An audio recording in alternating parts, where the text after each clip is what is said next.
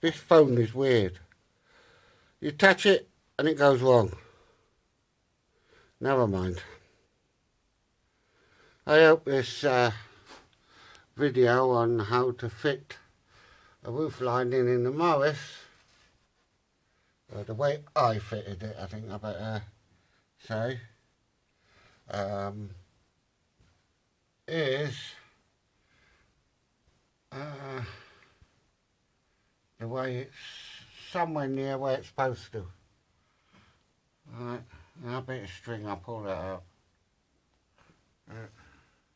That bump is where the light goes, interior light, which needs a new bulb.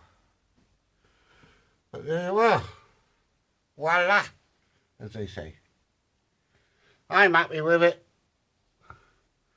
So it'll have to do, mate. And I don't know. It's not too bad. It's a lot better than what it was. Thanks to someone making it for me. I bet you could do it yourself. Be a challenge, wouldn't it? Whoa! Yeah, right, he says. But I'm not quite sure how you do it. But the wires work quite well. They pull it quite taut. I could yank on them a lot harder. But I'll leave that because they might stretch a bit and then I could tighten a bit more afterwards, you know. So they are tightenable because what I'll do, I'll leave these bits here on there where I can poke it back through the owl light.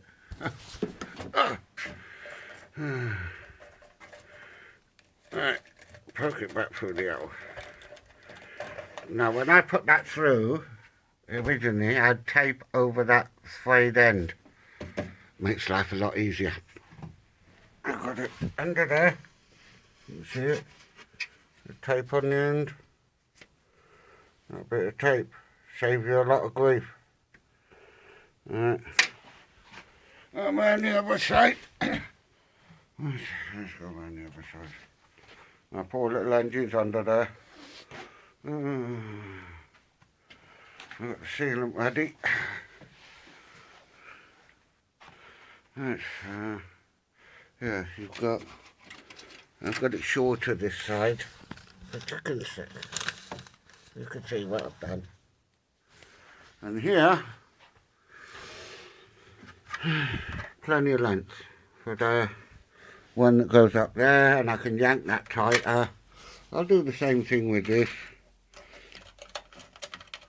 Yeah, just poke it in the hole. It's not worth cutting off, leave it. In case, at a later date, it's gonna be difficult. We'll go in there eventually. Okay, it's gonna go like that underneath the wood. So there's a piece of wood that fits in there. I've cut new bits of that as well. Yeah. So I'm quite pleased with it. That's the window that I put the rubber on all the way around. So yeah, that should be fun.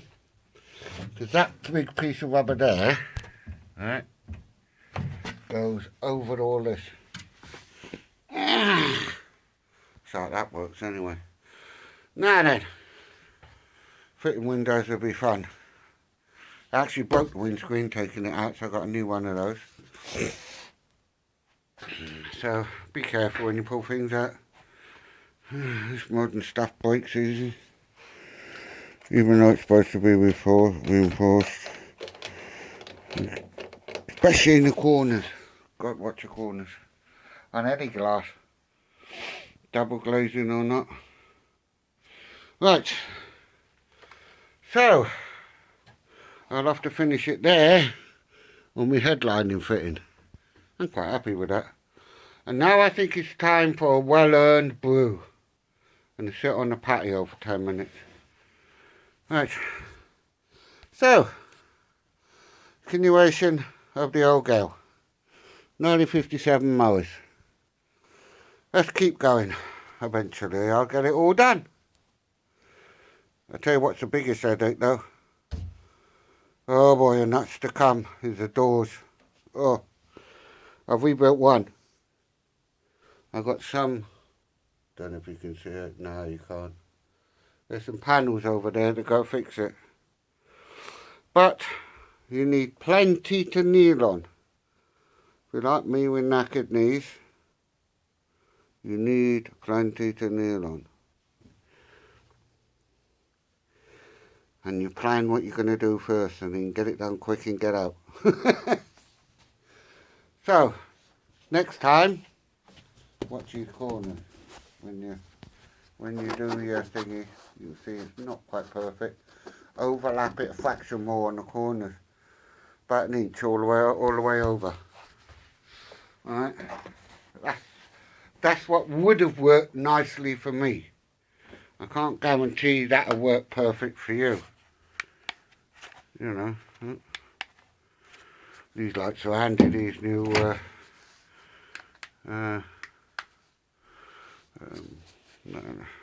these things. I had it a while now. Just plug it in, charge it up, and away you go. Right.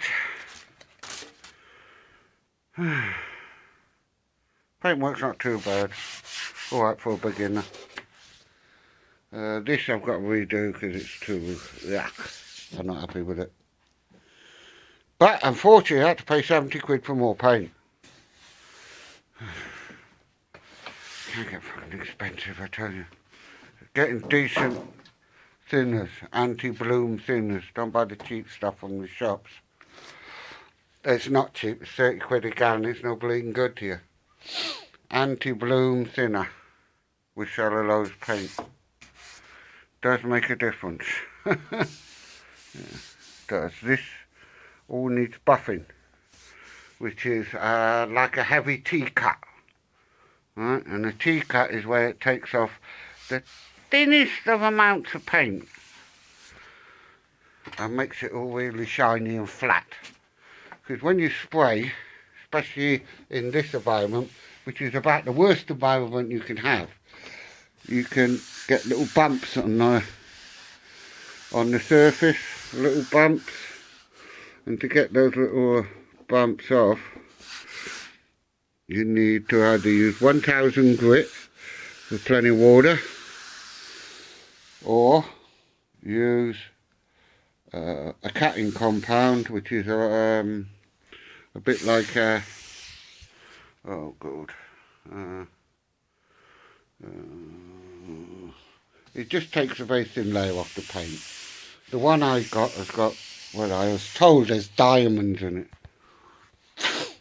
but I can't show you because that'd be bleeding advertising. Oh, and don't forget panel wipe. Give it a good wipe with the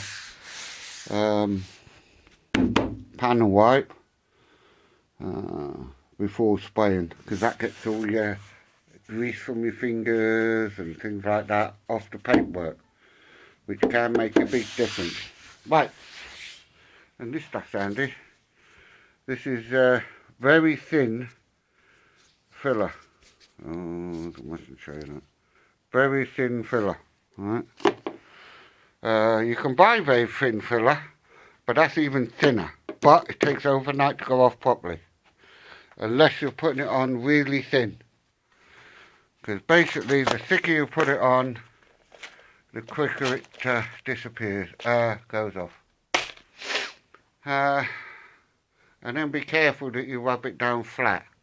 Don't do what I did, rub it down with my hand anyhow. I still had the dimp. Not good. Right.